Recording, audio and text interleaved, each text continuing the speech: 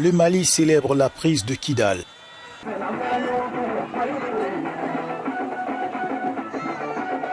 Dans les rues de Bamako, l'hystérie générale.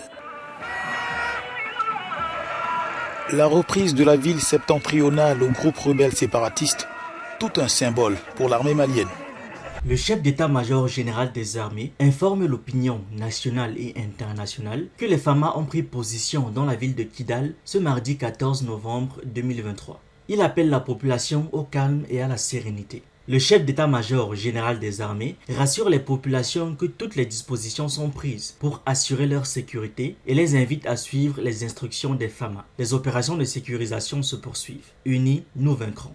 La reprise du camp Badfar de la MINUSMA par les forces armées maliennes marque une victoire symbolique pour le président Assimi Goïta et son ministre de la Défense Sadio Camara qui soutient activement la coopération militaire avec la Russie. Après plus d'un mois de combat, cette avancée représente un tournant significatif mettant fin à la présence rebelle dans la ville de Kidal, occupée pendant 11 années. Les dirigeants de la rébellion ont retiré leurs combattants de la ville, déplaçant également leurs familles, notamment en Algérie, et la population locale a largement pris la fuite. Cette reconquête permet au pouvoir malien de concrétiser sa promesse de reprendre le contrôle du nord du pays et offre la possibilité de hisser le drapeau national dans l'ancien bastion rebelle. Sous le contrôle des anciens rebelles de la coordination des mouvements de l'Azawad depuis 2012, la région nord du Mali était une préoccupation majeure pour les autorités maliennes en place depuis août 2020. Le départ des casques bleus de la MINUSMA de leur camp le 31 octobre dernier a marqué le début d'un tournant significatif dans le conflit entre le gouvernement de Bamako et la rébellion. L'entrée de l'armée malienne dans la ville stratégique de Kidal, qui était précédemment sous le contrôle des ex-rebelles, représente un changement notable dans la dynamique de pouvoir entre les deux parties. Mais pourquoi exactement? Que représente vraiment la prise de Kidal pour le gouvernement malien?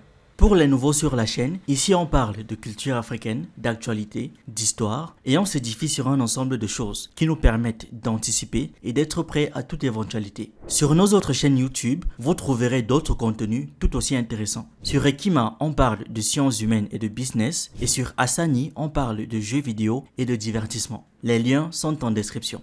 Je vous encourage aussi à vous abonner, à liker cette vidéo et à la partager partout où c'est possible. Sur WhatsApp, sur Facebook, sur Instagram et même ailleurs. C'est totalement gratuit et ça fait toujours plaisir. Kidal occupe une position particulière dans la géographie et la conscience sahélienne. Ayant été un ancien poste militaire français au début du XXe siècle, cette ville constitue une étape cruciale entre le Mali et l'Algérie, à plus de 1500 km et à 24 heures de route de la capitale Bamako, et est située à des centaines de kilomètres des autres grandes villes du nord, telles que Gao et Tombouctou. Kidal, où résident quelques dizaines de milliers de personnes, ainsi que sa région, ont été le foyer historique des insurrections indépendantistes successives qui ont marqué l'histoire du Mali depuis son indépendance vis-à-vis de la France en 1960. Notamment, le président de la transition malienne, le colonel Assimi Goïta, a servi à Kidal par le passé, ce qui ajoute une dimension personnelle à l'importance de la ville dans les enjeux politiques et militaires du pays. Quels étaient exactement les enjeux? Kidal était sous le contrôle de la coordination des mouvements de l'Azawad, CMA, depuis 2013. Une coalition de groupes armés, cette situation d'insoumission représentait un défi à la souveraineté de l'État sur l'ensemble du territoire, en particulier pour les colonels qui ont pris le pouvoir à Bamako en 2020, faisant de la souveraineté un élément central de leur discours politique. La région de Kidal a été l'une des premières à tomber aux mains des rebelles en mars 2012, à la suite de l'occupation des trois grandes régions du nord du Mali, les deux autres étant Tombouctou et Gao, par des groupes à la fois indépendantistes et salafistes, déclenchant une série d'événements qui ont plongé le Mali dans une crise persistante. En 2013, après une intervention française, elle est passée sous le contrôle exclusif des salafistes avant d'être reprise par les séparatistes plus tard dans l'année. Les salafistes, donc les adeptes du salafisme, désignent un mouvement religieux de l'islam sunnite revendiquant un retour aux pratiques en vigueur dans la communauté musulmane à l'époque du prophète Mahomet et de ses premiers disciples, une sorte de rééducation morale de la communauté musulmane. Jusqu'à la reprise récente par l'armée malienne, Kidal était en grande partie inaccessible aux forces maliennes depuis mai 2014, date à laquelle elles avaient été expulsées lors d'affrontements avec les rebelles après une visite du premier ministre de l'époque, Moussa Mara. Un gouverneur y exerçait une présence symbolique, mais la région était souvent le théâtre de tensions, notamment en juin, lorsque les rebelles avaient empêché la tenue d'un référendum constitutionnel. Kidal était également un point de friction dans les relations entre Bamako et Paris. Certains, comme le Premier ministre Choguel Kokala Maïga, ont accusé la France d'avoir créé une enclave à Kidal, d'où le terrorisme s'est propagé dans le reste du pays, en permettant aux seuls indépendantistes de reprendre le contrôle en 2013 et en empêchant l'armée malienne d'y accéder. Ces accusations ont toutefois été contestées par Paris. En mai 2014, peu après la visite de Moussa Mara, les rebelles ont accepté un cessez-le-feu. En 2015, un accord de paix a été signé entre eux et le gouvernement, marquant leur renonciation au projet indépendantiste en échange d'une plus grande inclusion dans la société malienne, notamment au sein d'une armée dite reconstituée et d'une autonomie accrue. Cependant, pour de nombreux Maliens, cet accord était perçu comme entérinant une partition du pays et la reprise de Kidal était considérée comme une façon de remédier à cette situation. Avant même l'arrivée au pouvoir des colonels en 2020, cet accord de paix était déjà fragilisé. Les tensions ont ensuite continué de croître, culminant avec la reprise des hostilités par la rébellion en août de la même année. Le retrait de la mission de l'ONU, la MINUSMA, ordonnée par les autorités maliennes, a déclenché une compétition entre les acteurs armés du Nord, notamment l'armée régulière malienne, les séparatistes et les djihadistes, pour le contrôle du territoire et des camps auparavant occupés par les casques bleus. Dans le contexte de la reconfiguration sécuritaire en cours, la prise de Kidal apparaissait comme l'objectif ultime, marquant un tournant majeur dans le conflit en cours dans le nord du Mali. Ça y est, nous y est. Après de nombreux affrontements, notamment le week-end dernier, l'armée malienne a annoncé avoir pris la ville stratégique de Kidal dans le nord, considérée comme un bastion des séparatistes et un enjeu majeur de souveraineté pour l'État central, selon les déclarations du président de la transition et de l'armée mardi. Le gouvernement de la transition a l'immense plaisir d'informer l'opinion nationale et internationale qu'en application de la résolution 2690-2023 du Conseil de sécurité des Nations Unies, les forces armées et de sécurité du Mali ont occupé les emprises de la mission multidimensionnelle intégrée des Nations Unies pour la stabilisation au Mali, MINUSMA à Kidal, à travers le contrôle de la dite région pour le bonheur des populations de la localité qui ont souffert le martyre pendant plus d'une décennie de l'occupation de la zone par des terroristes sans foi ni loi. Cette prouesse opérationnelle représente une étape décisive dans le cadre des rétrocessions des emprises de la MINUSMA aux forces armées et de sécurité. Malgré les anicroches, les trahisons et les complots ayant entouré ces opérations de rétrocession, les prévisions fantaisistes, nos vaillantes forces armées et de sécurité ont atteint leurs objectifs et le Mali restera un et indivisible.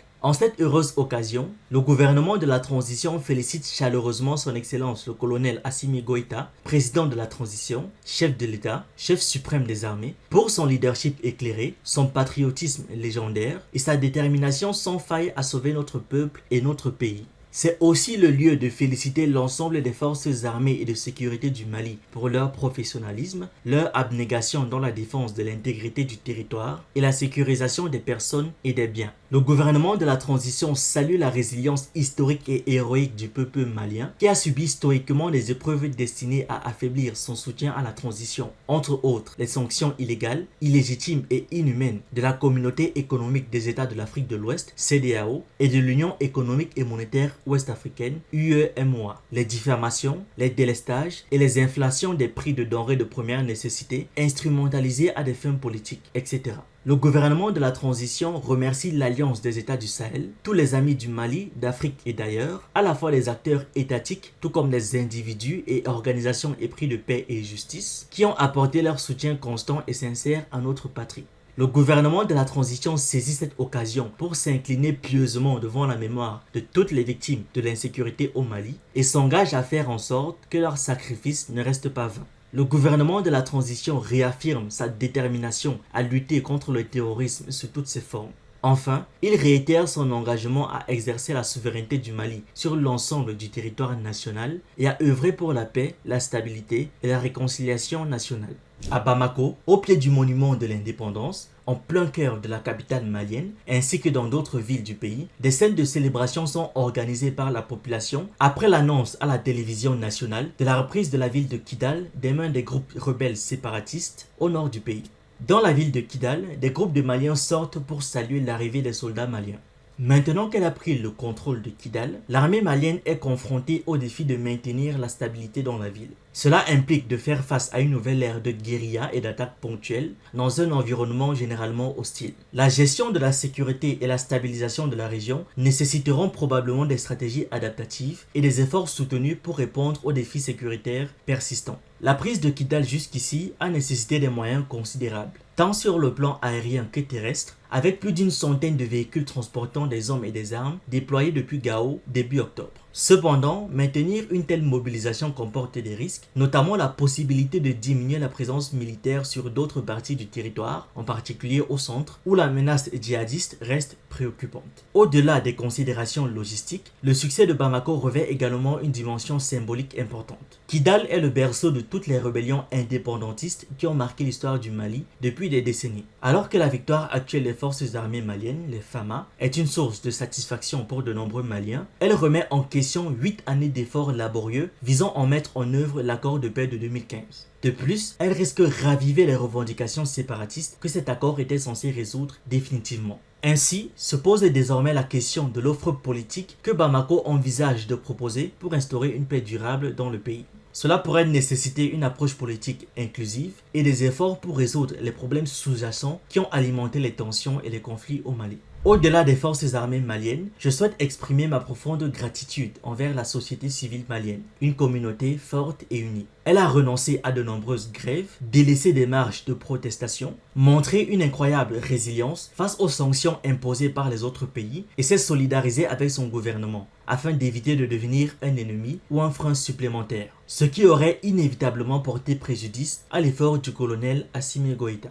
Aujourd'hui, le Mali, tout comme d'autres pays d'Afrique, fait face à 4 grands défis majeurs. Les premiers sont les ennemis armés de l'intérieur, responsables de violences, de pillages et de la désolation, notamment les rebelles Touaregs.